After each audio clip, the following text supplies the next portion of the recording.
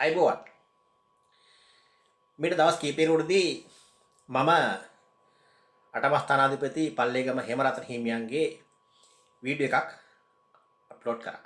ඉතින් ගොඩක් දෙනෙක් බලලා තියෙනවා. ගොඩක් දෙනෙක්ගේ හොඳ ප්‍රතිචාර වගේම ගොඩක් දෙනෙක් මට දොස් කියලා තියෙනවා. ඉතින් බොහොම ස්තුතියි හැමෝටම. ඉතින් මගේ channel එක subscribe කරලා bell icon එක all කරන්න. අපි ඇත්ත කතා කරමු. සමාජයේ වෙන මේ අසාධාරණකම් ඒවට විරුද්ධව අපි කතා කරමු. හැබැයි අපි කතා කරන්න ඕනේ ඇත්ත. ඒක තමයි මගේ එකම ගමන. මට බොරුවෙන් ගමනක් යන්න බෑ. මට හැම වෙලෙම කතා කරන්න පුළුවන් සත්‍ය. හරිද? ඒ හින්දා අපි සමාජගත කරන්න ඕනේ ඇත්ත මිසක් බොරුව නෙවෙයි. ඉතින් මේ වෙනකොටත් අපේ රටේ සමාජ මාධ්‍යයේ බහුතරයක් සමාජගත වෙන්නේ අසත්‍ය තොරතුරු. ඒකයි මම එදා කිව්වේ. මේ කතාවේ සුළමුල මමවත් ඔබවත් දන්නේ නැහැ.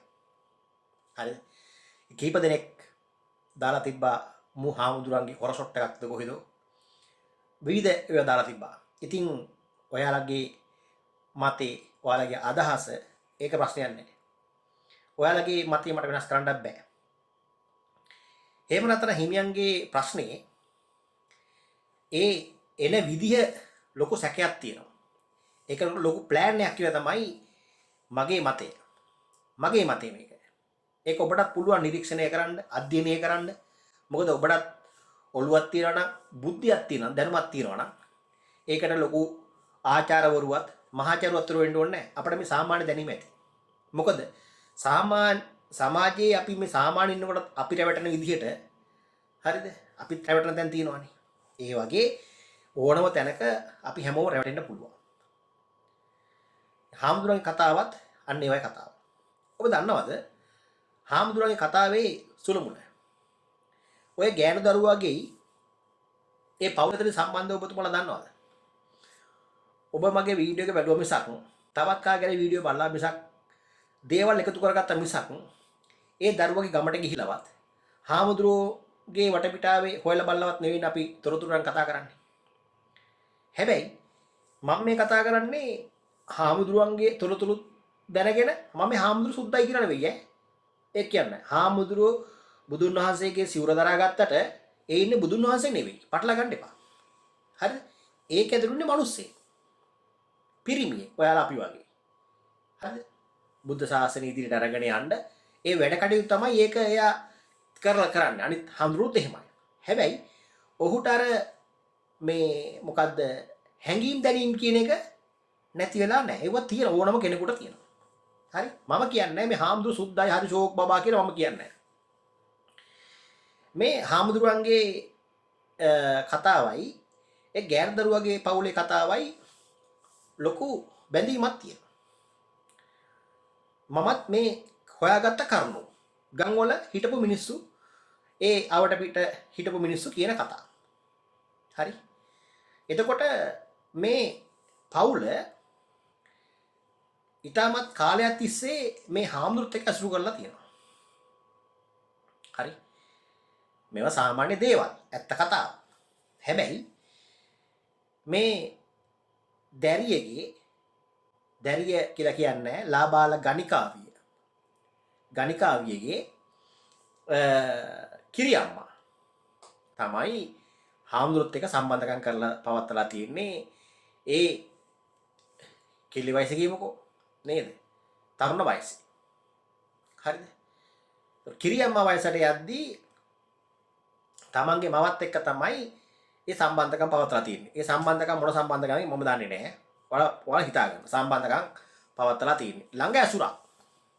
හරිද?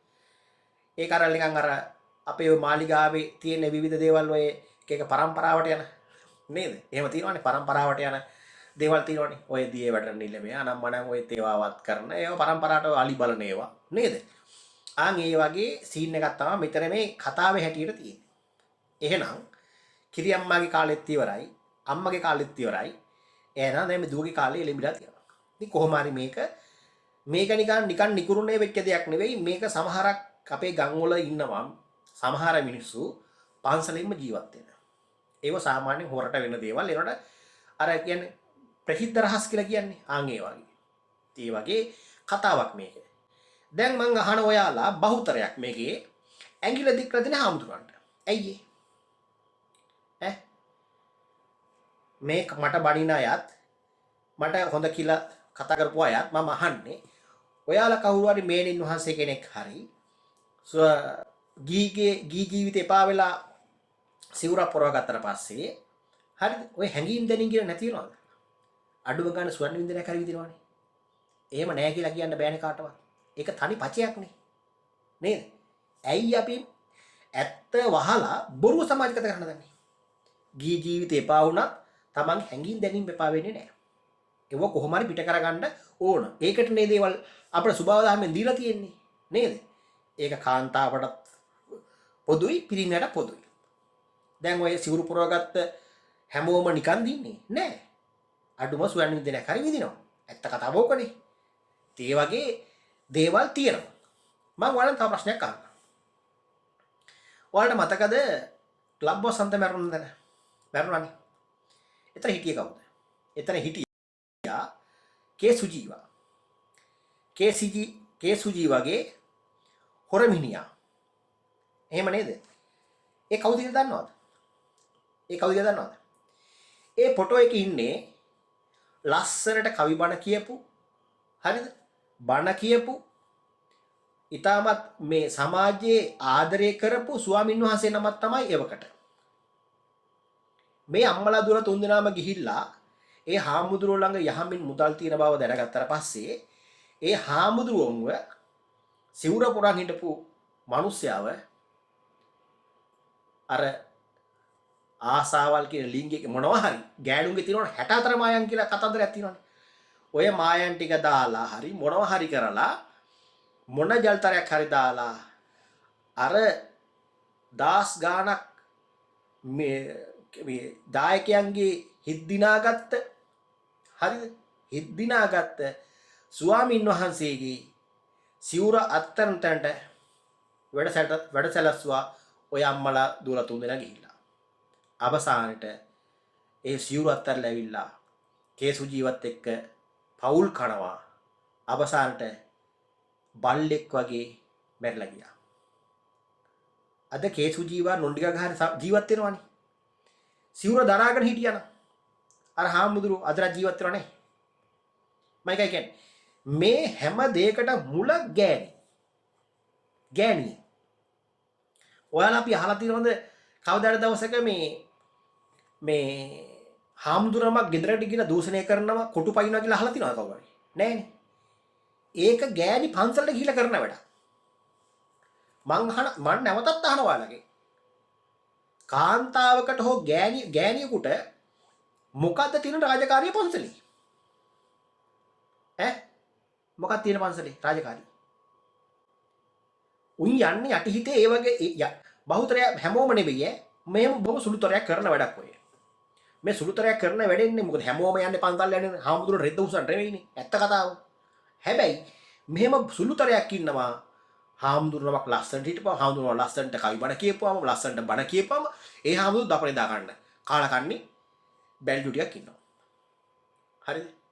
උන් තමයි ඔය හිරට ඇඳගෙන පස්සට බීවා කරගෙන නිකන් අර හාමුදුරුවන්ගේ ඇතුලේ ඉන්න සතාව අර මොකාදේකාව නැගිටවන්නේ අන්නු. පන්සලට යන්න ක්‍රමයක් තියෙනවානේ. සුදු ඇඳගෙන ඒ තමන්ගේ ඇඟ කියන බල ඒවා හිර කරගෙන ඒවා ටයිට් කරගෙන යන්න කියලා නෑනේ කොතනකවත්. තියෙන ක්‍රමයක්. ඒ ක්‍රමෙද යන්නේ උඹ බලපල්ල පන්සලට ගිහිල්ලා බල රුවන්වැලි සෑයට එහෙම කියලා පොඩ්ඩක් බලපල්ල ඔය ගේල්ලෝ යන විදිය. අම්මලා අන්දා යන විදිය. දැන් ඉන්න අම්මලා ඉස්සර අම්මලා හැම නෑ දැන් ඉන්න අම්මලා. එතකොට හැම වෙලේම දික් කරන්නේ ඇයි පන්සලට ඇඟිල්ල? හැම වෙලේම ඇයි ඇඟිල්ල දික් කරන්නේ කෝවිඩට? ඇයි හැම වෙලේම පල්ලියට දේවස්ථානටයි කරන්නේ? තමන්ගේ දරුවෝ රැකගන්න ඕනේ දෙමව්පියෝ මිසක් වෙන කවුරුත් නෙමෙයි. දාම් පාසල් යවන්න බෑ දරුවෙක්වත් කියලා කියනවා. දැන් දාම් පාසලේ තියෙන්නේ ආවාසය ඇතුළේද? නෑ. දාම් පාසලක දරුවෝ ඉන්නේ ගස් යට තෝරා ගන්නවා. ලොකු ලොකු ගස් තියෙනවා පන්සල් ඒ තැන්. එක්කෝ බෝධි මණ්ඩුව. ඔහොමද දාම් පාසලට යොදාගන්නේ. හාමුදුරු එතනයි නා ඔය ළමයා මෙතන මම පොඩ්ඩක් හම්බෙන්න ඉන්න කියලා අවසරයක් යනවාද? එහෙම කොතරම්වත් එහෙම කතන්දර වෙලා නැහැ. එහෙනම් කියන જાතිය තමයි මේ හැම තැනටම ප්‍රශ්නයක් වෙලා තියෙන්නේ. මම ඒක බය නැතුව කියනවා. පිරිමියාට අදාළ දේ මොකටද උඹ අරගන්න යන්නේ? හාමුදුරුවොත් එක්ක හරි දේවස්ථානයක හරි කෝවිලක හරි මොකක් හරි තියෙන්නේ සම්බන්ධකම් තියෙන පිරිමියාට. මිනිහා ගෙදර ඉඳගෙන ගෑණි පන්සල් වල හරියන්නේ නැහැ නේ. ඒකල කියන හාමුදුරුවෝ බල්ලා හාමුදුරුවෝ කුපාඩියා අරක කුපාඩියා යකෝ ඒක ඇතුලේ පිරිමියෙක් බං ඉන්නේ අපි උඹලා වගේ. ඈ ඌටත් හොඳට කනකොට අර හොඳට මෝල් වෙනවා ඔක්කොම වෙනවා ඌටත්. අපි මේ හොඳ භාෂාවෙන් කතා කරමුකෝ. හරිද?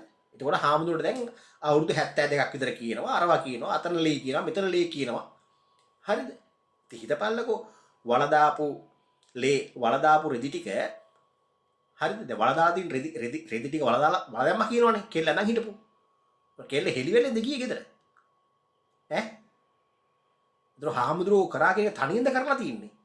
නැත්තම් රෙදි කඩෙන් ගෙනල්ලා shopping mall එකට ගිහිල්ලා මේ shopping කරලා මේ ගෙනල්ලා පැත්තක රෙදි ටික තියලා රෙදි පිට රෙදි ගොඩම දැන් මාර වැඩක් නේ බම් මම මේ මං ඒක නෙමෙයි කියන්න උඹලත් ඉන්න කතා කරන්නේ. කෙල්ලගේ රෙදි වල ලේ ගෑවිලා. හරිද? දැන් මං අහනවා වගේ මේ වීඩියෝ බලන හැමෝගෙම තමන්ගේ බිරිඳත් එක්ක සෙක්ස් කරද්දී උඹලා රෙදි ඇඳගෙනද කරන්නේ? මං අහන්නේ උඹලගේ. ඈ? දැන් මෙතන වෙලා තියෙන්නේ රෙදි තියාගෙන. හරිද? දැන් අම්මනේ දීලා තියෙන දණ ඊට සැකයක් නෑ මොනවත් නෑ ලස්සනට ඔක් කරන කෙල්ලම කරා කියමුකෝ ලස්සනට රෙදි ටික පැත්තකින් තියලා නමලා හරිද? එහෙමනේ කාමරේ දෙන්න විතරයි ඉන්නේ. හාමුදුරුවෝ ලස්සනට සිගුර ගලලා පැත්තකින් තියලා අඳනකඩෙත් ගලලා පැත්තකින් තියලා ඈ දෙන්නම නිර්වස්තරෙන් ඈ හිතපල්ලකෝ මේව හදලා තියෙන විදිය කොහමද කියලා. ඒකයි මං කියන්නේ. ඉතින් හොයපල්ලා මාව ඇවිල්ලා හාමුදුරන්ට ජාතක වෙච්ච කෙනෙක්වත් නෙමෙයි. මම හාමුදුරුවෝ දන්නෙත් නෑ දැකලත් නෑ. එකම එක පාරක් මම දැකලා තියෙනවා. එකම එක පාරක් 2019. හරිද? ඒ ඇරෙන්න මම දැකලා නෑ ওই හාමුදුරුවෝ. හරි? මොකද මගේ හාමුදුරන්ගේ පරතරය කිලෝමීටර් මේ 70ක 80ක පරතරයක් තියෙනවා. හැබැයි ඇත්ත කතා කරන්න ඕන. ඒ හින්දා ගරු අධිකරණේ තීන්දුව ආවට පස්සේ අපි බලමු. ඒක මොන තීන්දුවද කියලා මම දන්නේ නැහැ. හරි? ඒ හින්දා බණින්නකොට රැල්ලට බණින්න එපා. හරි? ඕ හැම දෙයක්ම හොයපල්ලා. හොයලා බැනපල්ලා. හරි? හාමුදුරුවෝ වෙන්න පුළුවන් වෙනත් දෙයක් වෙන්න පුළුවන් වෙන මගුලක් හරි වෙන්න පුළුවන්. හොයලා බැනපල්ලා. මම කියන්නන්නේ ඒක. ඒ හින්දා මෙතන සම්පූර්ණ වැරදි හාමුදුරුවන්ගේ අනිත් ආගම් වල හරි කමන්නේ වෙන දේවල් වල වැරදිකාරයෝ ගෑනු. හරි? අපි අහලා නැහැ කොයි අර අහවලා අර පූජකයා ගෙදරට ගිහිල්ලා ළමයි දූෂණය කරා ඈ අහලා තියෙනවද නැහැ මේ හැම දෙයක්ම වෙලා තියෙන්නේ කැමැත්තෙන් මොකක් හරි අප්සෙට් වුණාට පස්සේ තමයි මේ දේවල් එළියට දාන්නේ සමහරක් ඒවා බ්ලැක්මේල් කරනවා ওই දේවල් කරලා හාමුදුරුවොත් එක්ක කොහොමද දපලේ දාලා ඉඳලා යාළුලා කොහොම රෙකෝඩ් අරගෙන වීඩියෝ අරගෙන හාමුදුරනේ මට 5000 දෙන්නකෝ 10000 දෙන්නකෝ අච්චර දෙන්නකෝ බ්ලැක්මේල් කරනවා එහෙම වෙච්ච මිනිස්සුන් තරම් මේ සමාජයේ ඉන්නවා. හරිද? එහෙම ජීවත් වෙන කාලකන්ණි පිරිසක් අපේ රටේ ඉන්නවා. දන්නවද? ඒ හින්දා අපි හැමෝම මේ සමාජ මැද හින්දා ඕන මැසුරක් කරද්දී අපි හැමෝම පරිසම් වෙන්න ඕනේ. කාන්තාව වෙන්න පුළුවන් පිරිමියා වෙන්න පුළුවන්. ඔබත් එක්ක කාන්තාවක් සම්බන්ධකම් පවත්වනවා වෙන්න පුළුවන්. ඔබත් එක්ක පිරිමියෙක් සම්බන්ධකම් පවත්වනවා වෙන්න පුළුවන්.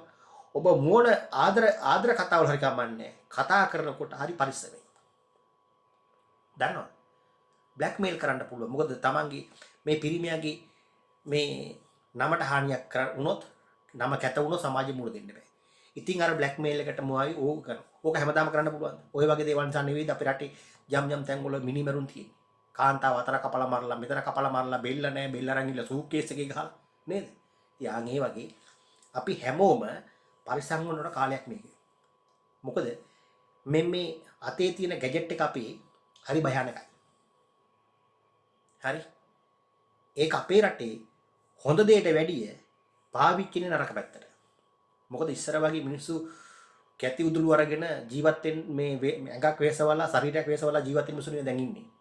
මේ අතේ තියෙන ගැජට් එකකින් මොන හරි දෙයක් කරලා සමාජගත කරලා කීයක් හරි හොයාගන්න පිටිස වැඩි.